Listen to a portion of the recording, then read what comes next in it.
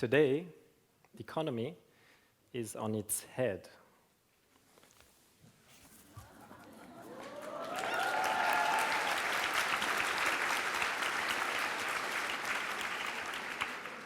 Let's put it back on its feet. Does somebody know how this works?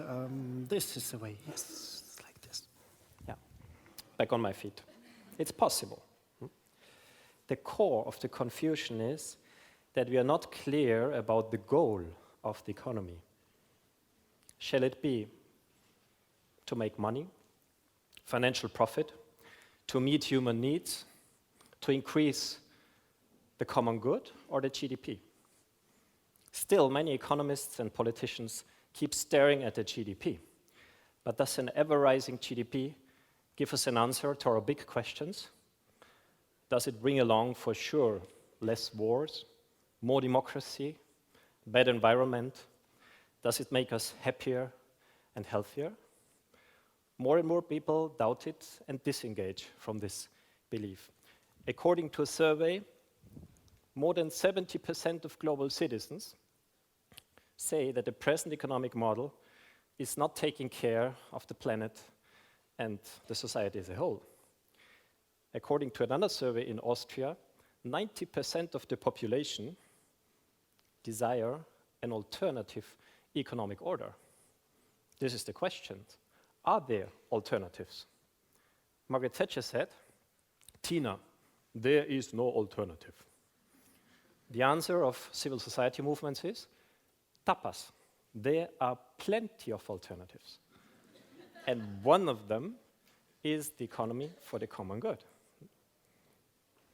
The economy for the common good is a very young one. 5 years ago, it started in this very city of Vienna, and since then it has spread to more than 40 countries. Why is it growing so rapidly? Well, it's not only a complete and coherent theoretical model that is based on the very same values that are already shared broadly by the people and even anchored in constitutions. It's also an alive movement with thousands of citizens, companies, universities, and municipalities. And thirdly, we developed a democratic process of implementation. And we have learned that it's not sufficient to have a beautiful alternative, even if it's supported by the majority of the citizens, if our governments and parliaments don't like it. Let's start with the model.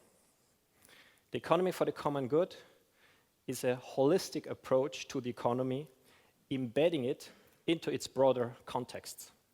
No more divorce between the economy and ethics, no more divorce between the economy and feelings, no more divorce between the economy and democracy, and no more divorce between the economy and nature.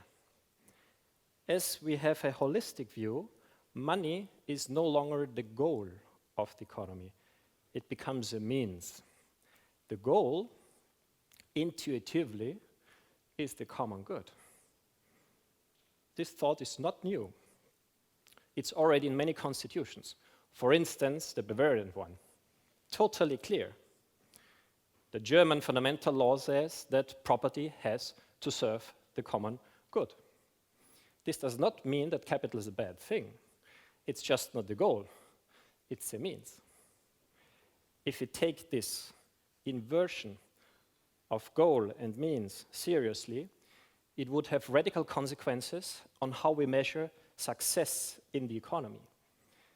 Today, we measure success in the economy on all levels alongside the accumulation of means. You see these monetary indicators, and not alongside the achievement of the goal. We would deem this a failure of method. You could also consider this practice of today as correct and argue that constitutions are wrong. That's why we propose to clarify this question and let the sovereign citizens decide. If the sovereign citizens decide that the goal of the economy shall be the accumulation of capital, well then we only would have to change our constitutions. But if the sovereign citizens agree with what is in the constitutions, then we should change the way we measure success in the economy and adjust the measurement of success in line with the goal. The next good message is that some of these innovative instruments already exist. You might have heard about the Better Life Index from the OECD, or a bit more charming, the Gross National Happiness from the tiny state of Bhutan. They're asking thousands of households on all aspects of life quality. How are you? How is your physical and mental health? Will your children be once better off than you? Can you trust your neighbors or the next person that comes along the street? How are the animals, the trees in the wood, the fish in the river? Can you take a swim in the river without health risk? Can you drink the water of the river without health risk? A common good product measures what really counts, and if it rises, we can be fully sure that we are better off. A second secure relationship is between the success of a single company and the success of the whole society. Today, we cannot be sure about this relationship. Today, a company can be financially profitable and do good to everybody and all beings. That's possible. But it's equally possible that a company has a huge financial profit and lays off thousands of people, increases work pressure, discriminates against women, boosts inequality, undermines democracy, and destroys nature. This is also perfectly possible. In the economy for the common good, a company can only be successful if it at the same time makes the society more successful. Maybe you remember, this was already a dream of Adam Smith, but his invisible hand didn't do it, which was in charge of providing the common good, because it simply doesn't exist. The common good balance sheet is meant to be a visible hand that makes the dream of Adam Smith come true. It makes that private enterprises and free markets cause the common good. The common good balance sheet measures to which degree a company lives and promotes constitutional values, from human dignity over sustainability to democracy. In the first stage, it makes visible the ethical performance and, if you want so, the constitutional fidelity of a company and makes it distinguishable. All products and services will tell us transparently who made them, under which conditions, with which ecological impact, if the company is solidary or cannibalistic, if it pays a fair tax share or hides profits in tax havens. Consumer will have a better informed, a freer choice. The second innovation is that we want to correct the misrelation of prices between more ethical products, which are more expensive in the world today, and less ethical products, which enjoy a competitive advantage for being cheaper. This, in all modesty, is an unethical market economy. In an ethical market economy, it will be the other way around.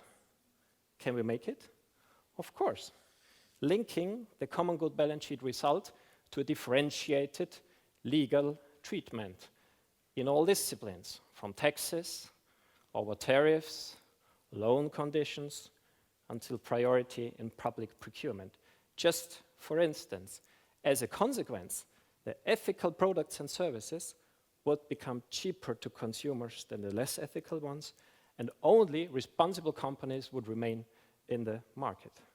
Finally, the famous laws of the market, which are political decisions, would be in coherence with the values of our society. So much for the model, which is actually much more complete, and it consists of 20 cornerstones, too many for a short TEDx talk. That's why we go for the process. As I already mentioned, we do not see that governments and parliaments are ready for deep and systemic change. That's why we propose that the sovereign citizens shall decide. The principle of sovereignty is at the heart of our democracies. It comes from the Latin word superanus and means literally to stand above all. Somehow we all know that in a democracy, the people are the highest instance. But did we ever feel it in every cell of our bodies? What would it mean if we were really, truly the highest instance?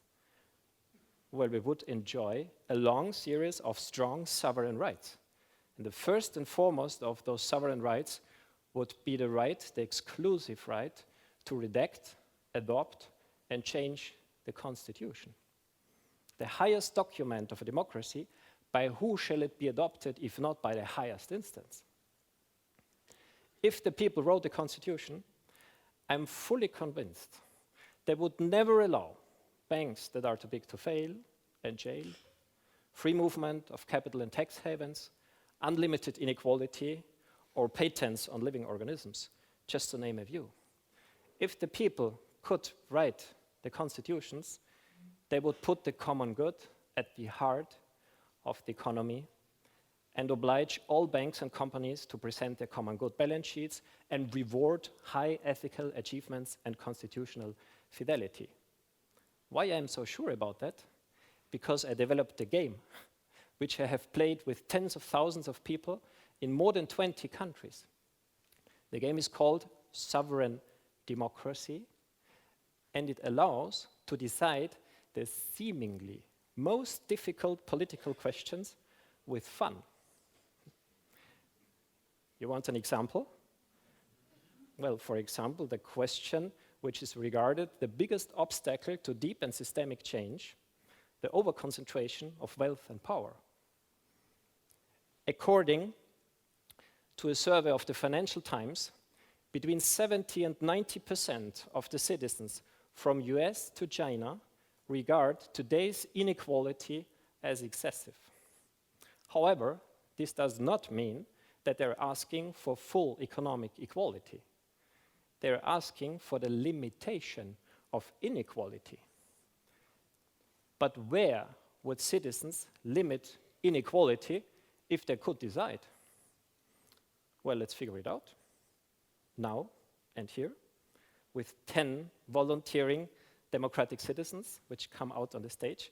Please join me in a half circle, 5 women and 5 men. Please don't hesitate, it will not hurt you. It will be fun. 5 women, 5 men. Please join me and we will play Sovereign Democracy in 5 minutes. Thank you very much. The first volunteers are already coming. Yes, a half circle. Thank you very much. Please come along so that everybody can see you. Thank you very much for coming. No, come. 1, 2, 3, 4, 5, 6, 7, 8, 9, 10. Please come. Please come, and I come here. So 1, 2, 3, 4, 5, 6, 7, 8, 9. One more volunteering person. Oh, great. Here's the 10th volunteering person. So while we are waiting the 10th person, you are the Sovereign Citizens Assembly. In the real version, it's a process of a whole year. This is the play version of only 5 minutes. You can join maybe the line. Thank you very much. So you are the Democratic Assembly of Vienna. And today, in this couple of minutes, we decide on the limitation of income inequality. We guess that we already decided the legal minimum wage of 1,500 euros for the full working schedule per month. And now we decide on the top income in relation to the legal minimum wage. With how many times the legal minimum wage would you limit the highest income, the legally allowed highest income in the same working time? Please just listen to your heart and make an honest and quick proposal, and I wrote down all proposals. And I repeat it loudly that you can listen to them. 10 times, first proposal. Second proposal, 3 times. More, 20. 5 times. 12 times. One more, 10 again. 73.5. Okay, I've collected 1, 2, 3, 4, 5, 6 proposals. First innovation, we will vote on all of them. I write them down.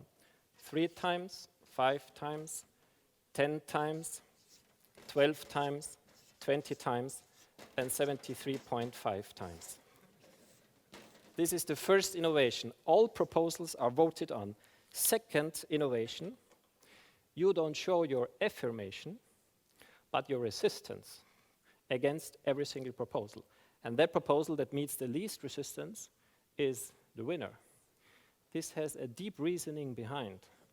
Every rule, no matter the existing one or any alternative rules, restricts the liberty of us citizens and causes pain in the population.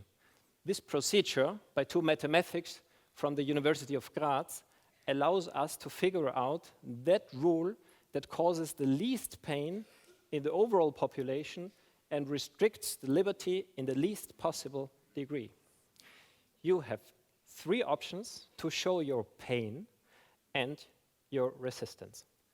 First option, you listen to the proposal, you listen to your heart, you can close your eyes. If there is any pain, if there is no pain, there is no energy for resistance and you don't raise an arm. If there is some pain, itchy, scratchy, you raise 1 arm. And if there is a strong pain, wow, there is a lot of energy for resistance, you raise 2 arms.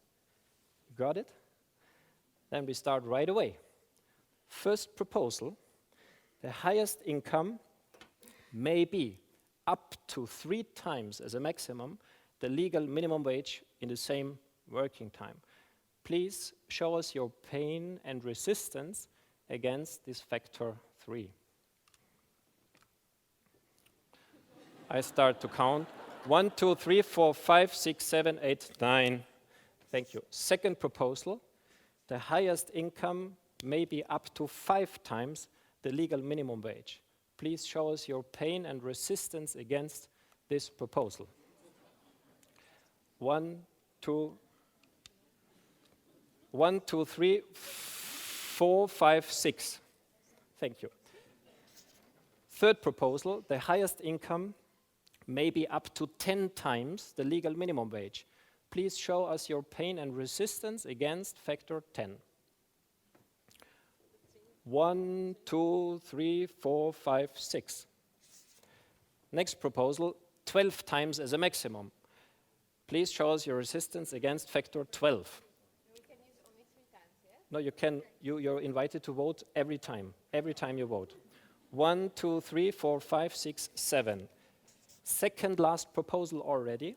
Highest income may be up to 20 times the legal minimum wage. Please show us your resistance against factor 20.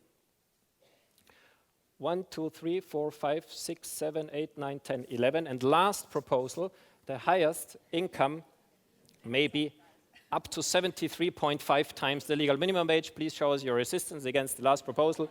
2, 4, 6, 8, 10, 12, 14, 15. Yeah. All right. Which one is the winner? Which one is the winner? It's between 5 and 10. Mm-hmm. Thank you very much for playing. You can go back on your seats and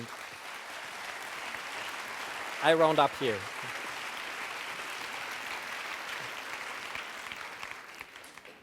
How long did the sovereign citizens take to decide on this question? Few minutes. And how long does it take our governments and parliaments to decide on the very same question? Look, this is what our governments and parliaments have decided in Austria, in Germany, and in the US at this very moment. And this is only one example of many why we deem it better that the constitutional fundament of the economy is laid by the sovereign citizens, and then the detailed laws are made by our representatives. To wrap up, if you want to be part of such a sovereign process, if you want the vision of an economy for the common good to come true, then you're warmly welcome to join. We started 5 years ago in Vienna with 12 of pioneer companies. And in only 5 years, 1,900 companies have joined from more than 40 countries. 300 companies have done their common good balance sheet, among them 3 banks, and also this medium-sized family enterprise, which we brought in the Financial Times. There are also public enterprises or universities that make the balance sheet. This university appointed a common good officer after doing it. And at the same time, we're founding a bank for the common good here in this moment in Vienna, which you can become an owner of. You can become member of 17 associations from Austria over Spain to Chile. And we're also working with municipalities and regions. This is a Spanish one, and the upper board means literally municipality for the common good. The Italian regional government of South Tyrol has decided to promote common good companies and municipalities. And our biggest success we celebrated only recently at the European level. The Economic and Social Committee, a 350 members body, very representative of the whole civil society, redacted an opinion on the economy for the common good. And guess what was the result? An incredible 86% of the members of this committee decided in favor of including the economy for the common good in the legal framework of the European Union and its member states. 1 month ago,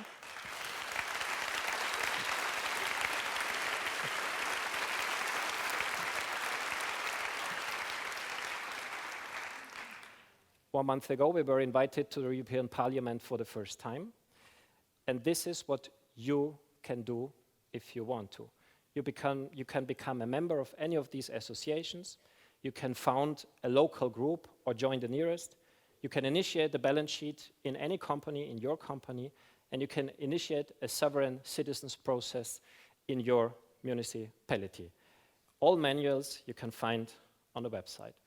Stéphane Hessel and many others invite you and encourage you to join the movement. Thank you for engaging for an economy for the common good.